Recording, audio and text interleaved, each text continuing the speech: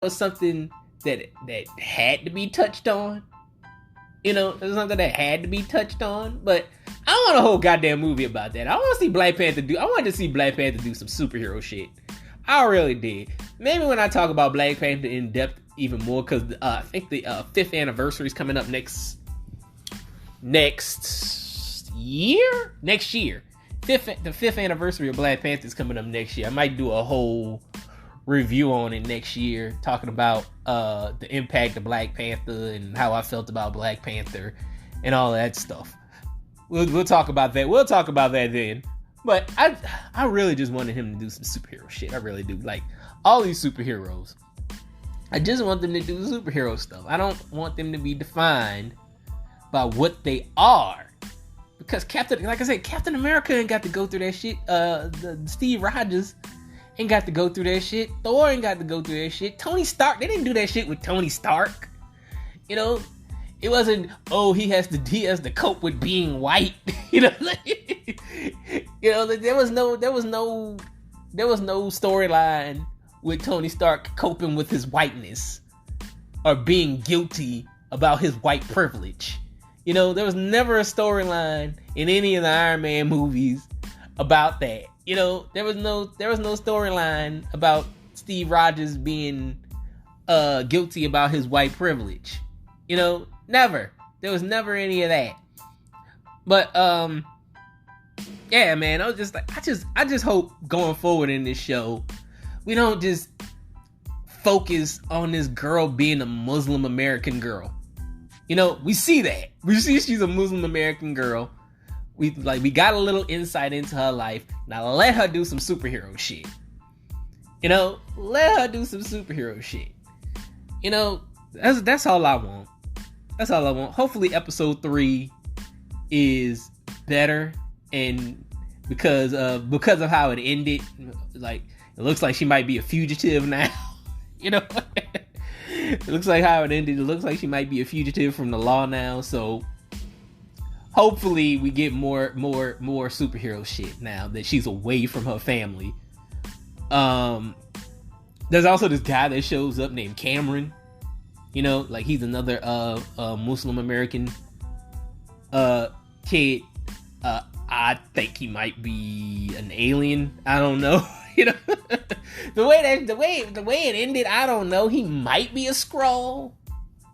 You know, I'm thinking he might be a Skrull because, like, he acts really weird. He doesn't act human. You know, but we shall see what happens there. I will be looking forward to episode 3. Now let's talk about episode 5 of Obi-Wan Kenobi. We finally got out of we got Princess Leia. We're not rescuing her no more. You know, a lot of people got irritated with that. I talked about how I felt about episode 4. I actually liked it.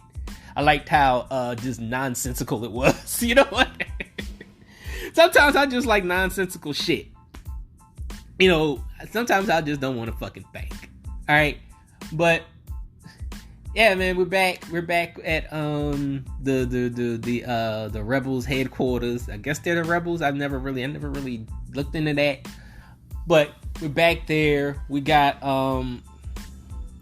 Obi-Wan with the Rebels. Kumail Nanjiani shows up again for some reason in this episode, talking about, oh wow, there's a lot of good customers here. But, like, I think all the people that are in the Rebel camp, they're like poor. Like, you gonna take poor people's money? Really? Like, you sick piece of shit? You know? It was just like, Kumail Nanjiani is so out of place in this whole series, because it's just Kumail Nanjiani being Kumail Nanjiani, just like him in Eternals. It was just Kumail Nanjiani above Kumail Nanjiani being a superhero. You know, like, that's all it was. It wasn't like there was nothing different about him except, like, he got muscles. That was it. You know? That was it. That's the only thing. I guess he's gonna be in Eternals too. because the way Eternals 1 ended, there's going to be an Eternals 2. So, and it looks like he might be in danger in Eternals 2. So, guessing he's going to be in Eternals 2. But, yeah, man, he's just really out of place. He's really out of place in here. Everybody else is good. Especially, O'Shea Jackson Jr. I gotta shout him out, man. He was the best part of this damn episode. He was really good. Ice Cube's son, O'Shea Jackson Jr. Very, very, very, very, very good in this episode. He was in the last episode. He didn't do much. He was okay in the last episode, but in this one, he fucking shines. I think he shines a lot in this episode. He does all his lines right. He's a really good fucking actor. He actually is. He's a really everything I've ever seen him in. He's the person that stands out. What's that movie? Ingrid Goes West. He did that movie Ingrid Goes West with Aubrey Plaza. Like he's like her landlord / boyfriend. Like he did that movie. He's the standout in that movie. He did Godzilla King of the Monsters. He's a standout in that. You know, he was a standout in Straight Outta Compton, playing his dad. You know, just everything he's in, he stands out. He stood out in this episode. He's a way better, way better actor than his father. Which, like, I don't even think his dad took acting seriously in the first place. It was just a thing to get out of hip hop, you know. But he still does do albums. Like Ice Cube still raps.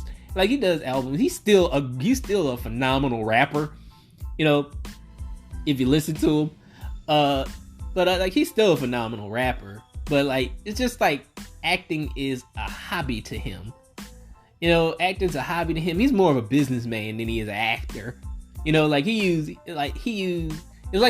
acting to go into business. Now he's got like a studio, you know, he's got Cube Vision, and like he does all these movies, he produces all these movies, he produces all these TV shows.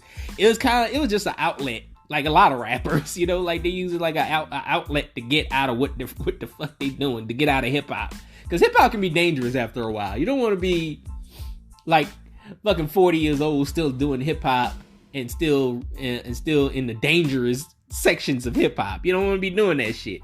So I understand, you know, but his son is taking it seriously, and I commend him for that. Like he's actually doing a great job as an actor. But yeah, anyway, we get a couple flashbacks in this episode. Like Darth Vader, I think it's like Vader having flashbacks about Anakin. I love how they bring Anakin Skywalker and Hayden Christensen back as Anakin Skywalker. This is the first time we see him as Anakin in this show. And it's just you can tell that he's aged, because like that's the first thing you see is like Anakin, and like it's like Anakin and Obi-Wan sparring with the lightsabers. And like I was looking at Hayden Christensen's face, and I was like, "Yeah, man, you aged," you know, because he's got like wrinkles in his face. I think he did the first movie when he was like 19. I think the first movie came out in like 2002 or something like that. I think he was like 19 or 20 when he did the first movie, and now he's like 40. So that's 20 years. That's 20 years. And he did the last movie in 2006 or 2005 or 2006, I believe. But yeah,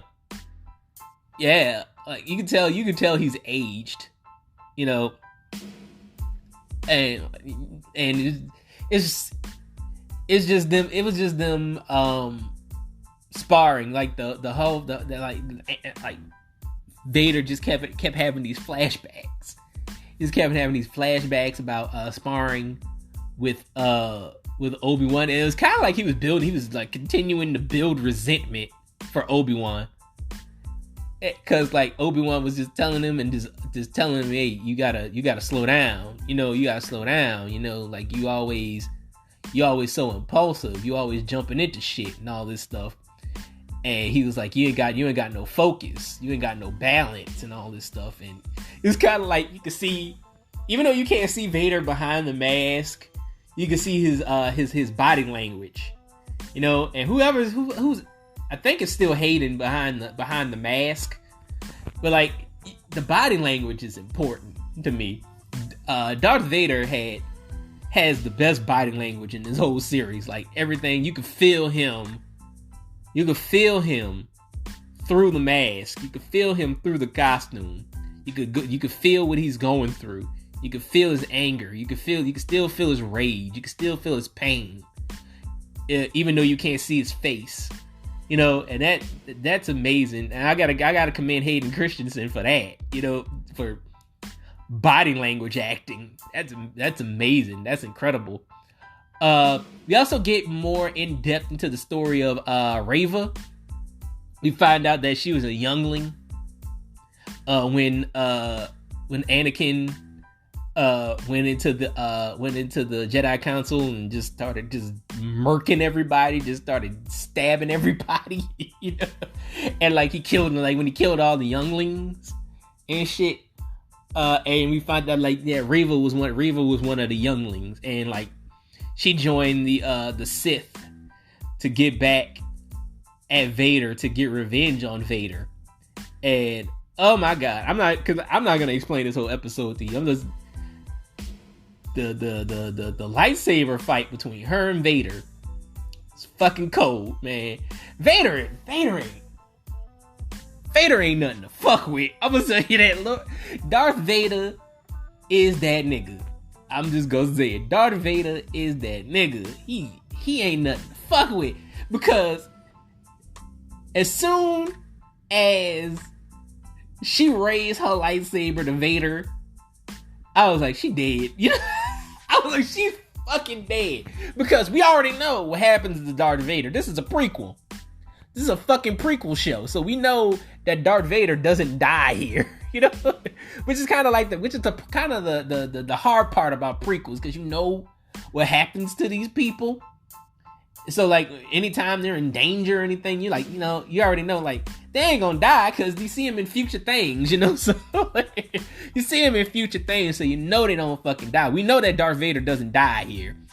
So I don't know how they're gonna end this show, but because like we know that Darth Vader doesn't die until Return of the Jedi. So you gotta wait a while for that. Or not, you can just go watch it, Return of the Jedi. Like that movie came out like almost 40 years ago, so you can go watch that. But yeah, as soon as Reva raised her fucking lightsaber to Darth Vader, I was like, she's fucking dead, bro. She's done. She ain't gonna live through this. And once you raise your goddamn lightsaber to Vader, once you get in Vader's face, you better finish the goddamn job. Don't be playing with him. You gotta finish the goddamn job. You ever been in a situation where you gotta fight? Where like you mad at this person, but this person's a bit stronger than you, and you throw the first punch, and now it's on, and you like, damn, I ain't got no choice but to fight this motherfucker. I know I'm gonna lose, That was Reva and Vader. That was the Reva and Vader fight, where it was just like she raised her goddamn lightsaber to Vader, and it was just like it's on, and she was like, damn, now I gotta fight this nigga. There's no way around it. There's no ifs, ands, or buts about it. I gotta fight this nigga. I know I'm gonna lose. I'm probably gonna die, but I can't go out like no bitch. You can't go out like no bitch. That's just what it is. Whenever you get into a fight with with a person that's stronger than you, and you just like, damn, I gotta fight this person. And he's like, I'm probably gonna get hurt, or this person probably gonna kill me, but I can't go out like no bitch. I got to fight to the end. So You got to go out. You got to go out swinging. You know, and that's what Reva did. Reva went out swinging.